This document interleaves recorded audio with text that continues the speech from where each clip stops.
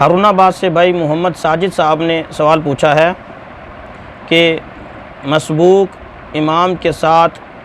قعدہ اخیرہ میں تشہد کتنا پڑھے، کہاں تک پڑھے،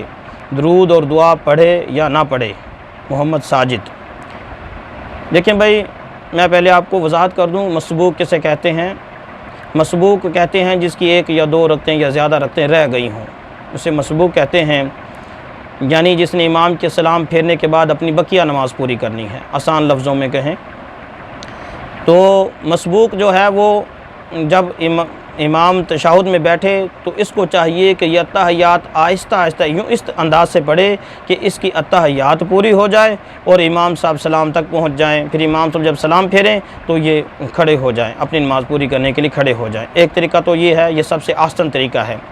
اگر ایسا نہیں کرتا بلکہ یہ اپنی روٹین میں ہی پڑھتا ہے، جیسے روز پڑھتا ہے ویسے ہی اس نے اتحیات پڑھی، تو پھر آخری جو کلمہ ہے اتحیات کے آخری الفاظ جو ہیں ان کو پھر دہراتا رہے، یہ دوسرا ثانوی درجہ ہے۔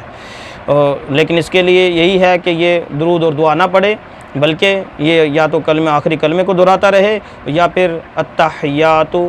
للہ اس طرح رک رک کے پڑھے کہ اس کی اتحیات پوری ہو جائے اور امام صاحب سلام پھیر دیں اور یہ اپنی اتحیات پوری کر کے کھڑے ہو جائیں۔